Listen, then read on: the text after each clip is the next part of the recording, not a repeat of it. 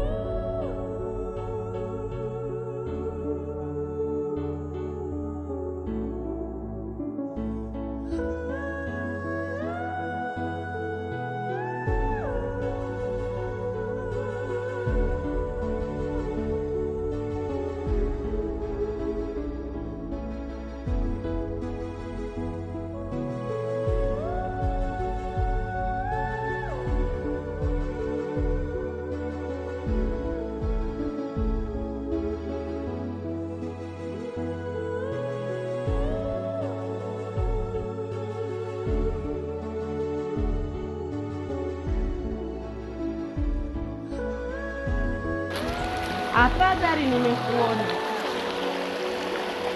Nataka uniambie una uhusiano gani na kaka? Sio, hakuna shida. Nataka uniambie una uhusiano gani na kaka? Oh, ni kuhusu Catherine? Ndiyo, kuhusu Catherine. Nani yako? Una uhusiano gani na Catherine? Tulia nikwambie ukweli. Kipindi mdogo wangu anaumwa, hicho kipindi sikuwepo. Ukweli Catherine alijitokeza kumsaidia mdogo wangu, kumlipia hela matibabu. Maana hicho kipindi nipigiwa mdogo wangu anaumwa, so alimsaidia. Mimi Catherine namchukulia kama mdogo wangu au kama dada yangu, so kwa na amani. Sawa, nimekuelewa. I love you. Love you too.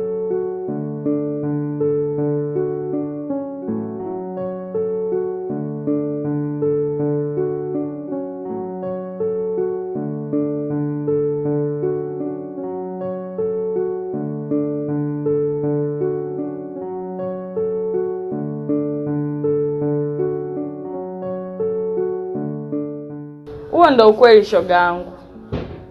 Sawa, nimekuelewa shoga yangu. Ilikuumaga Sana, yani nilichanganyikiwa. Sijui ungeniona ungefanyaje. jamani, samani. Sawa, hakuna shida. Basi tuna nikakutambulisha kwa shemeji yako Nyonga Mkaliaini. Sawa, basi.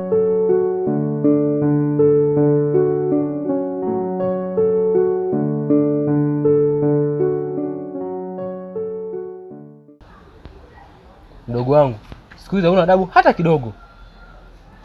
Kwa hiyo unasema hivyo bro? Yaani wewe ndio wakuzaiti mimi kweli? Unamaanisha nini ukisema hivyo?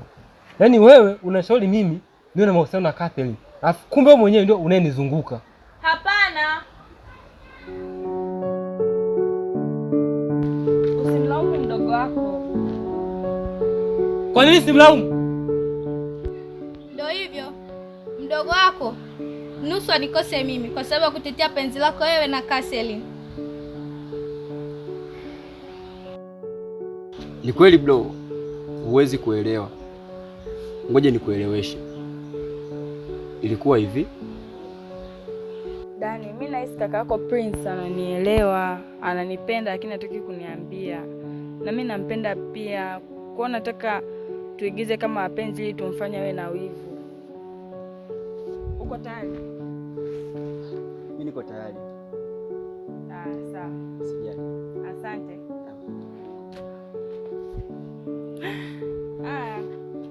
Bye.